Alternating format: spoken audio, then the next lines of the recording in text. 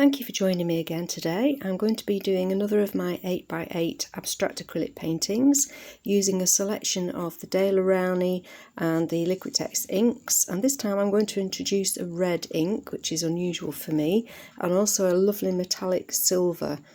This is a fabulous spatula catalyst, a small one for pushing paint around, and my favourite palette knives also for creating texture, along with an old card that's very useful. A couple of brushes, a flat one and a rigger, and my trusty water spray that I wouldn't be without. In addition to that, I've just got some titanium white paint and some clean water.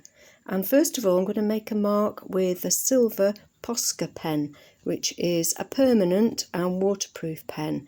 And this is great, it just starts off the whole process, and you can be random, you can do whatever shape you like. This is just to give you a little bit of something to just work towards and start to build your painting around. A lot of this may end up being lost. Doesn't matter, it stops you having to think about structure while you're painting. It's already there on your page.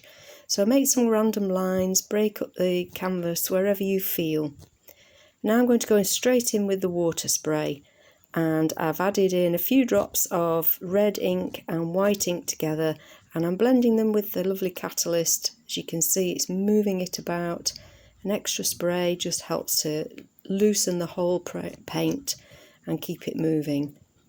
It's not a colour I would normally choose. I'm not a pink person, but I want this to be a sort of wintry sky coloured background. This is going to be again very much an abstract, but different than the last one, so I'm introducing this nice pinky shade. Now I'm going in with a really dark burnt umber, transparent burnt umber, which is a beautiful darker shade. I usually go for burnt sienna, which is one of my favourites, but this is a slightly more earthy colour, and it starts to move beautifully into the wet areas with the pinks and the white, and you can see it branching out. Just dab that little bit up as it dribbles off the edge. I can add in a little bit more, and this time I'm going to add in my favourite indigo blue. This is just such a superb colour, and mixed with brown it makes a lovely dark grey. And then when you add the red, what I'm hoping for is a sort of plum colour, because blue and red, as we know, make purple, and the shades of these inks hopefully will make a really nice darkish colour. So it's okay to mix them up with your palette knife. If you want to, you can use your brush, and it just spreads the paint, the inks around, and starts the process of moving your structure following that line that I've got there. As I said, the silver line may disappear, but it's okay, it's given me that start, that structure. It's looking good, so I'm going to push that paint a little bit further. Bring that down again into that area, and this time push it upwards. Remember, we want to create some balance. That's what I'm looking for, always looking for balance. So where there's a dark area, I like to balance it with another dark area. It just adds that sense of proportion, and the eye knows when everything feels right.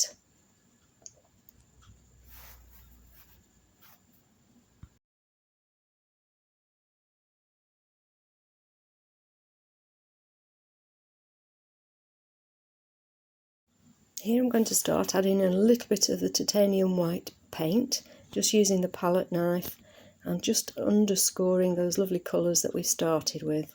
Remember, if things are in your way, just move them out, don't struggle. It's tempting to just keep going, but it's easy to move stuff. And that's really going to soften down that lovely pink and give that interesting texture that's what we want to build upon. And I'm just going to pull that across. I've dipped the flat brush into some clean water and just pulling it from the edge, adding a little bit more. And here we go, that lovely, lovely sort of deep raspberry plum colour. That's what I've been looking for, to get that extra depth there. Really beautiful. And again in with the darker brown, starting to move out of that central area, make little bits of emphasis, little bits of interest. Obviously, as the inks dry, because they're acrylic, any further paint that you put over the top won't destroy the layer beneath, so you're building each time. Unlike watercolours, which as long as you wet them again will start to move again, the acrylic inks don't do that. That's one of the beauties of them. I'm spreading that lovely red into the white, which is softening it down. Doesn't matter if you pick up bits of the blue as well, that'll just merge in. I just take it round the edge a little, and that beautiful colour across the top. I'm just going to scrape some of that out with the knife, and you can see it starts to add that texture already. It's always good to keep a clean tissue either in your hand or nearby so that you can wipe off the scrapings from your knife, because if you don't and you put that elsewhere, it's just going to transfer colour. I'm going to scrape that into the blue, and you'll see I've just softened that little edge up there where that blue went, adding in a little bit more depth where we've just taken that scrape out.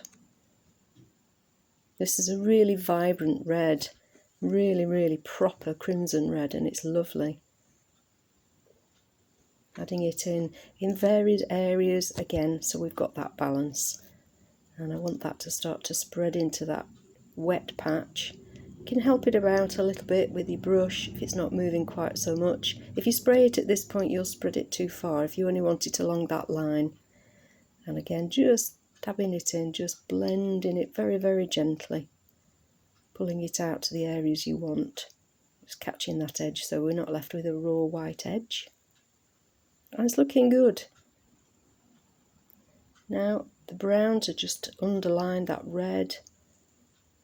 Another line of interest. And this time I'm using the old card just to scrape some lines through that paint. It's started to dry, so it's got a bit of a skin, which is fine. Again, wipe that. I'm now using that sharp little palette knife to take some colour. And this is a bit where I start to add in areas of dark depth, a little bit of underlining. We've got those lovely white lines there. We want to highlight them because these are sort of fracture lines that we want to bring out. So I'm going in underneath those lines and highlighting them, because in order to see the lighter colours, obviously we need dark, and this also serves to tidy up those scratch lines. If there's any bits that are uneven or untidy, we can sort those out. And I want to bring that reddish colour beneath that white line there. And I'm going to add in a little bit more of the indigo blue and see if we can get a bit more of that lovely purple mix going.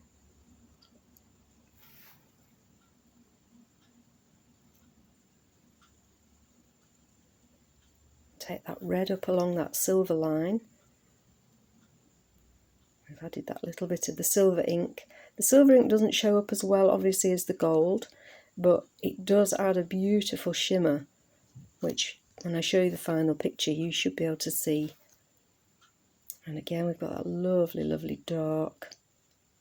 Because that ink's now dry, that will stay a lot more dark and precise. So it's just a question here of adding in the bits that you want to highlight, connecting areas about the painting. You want to make sure that everything works together and the eye moves from one area to another seamlessly and quite easily.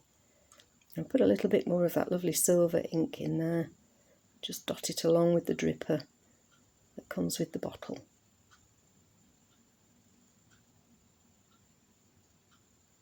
Just brush that up a little again, just continuing the lines.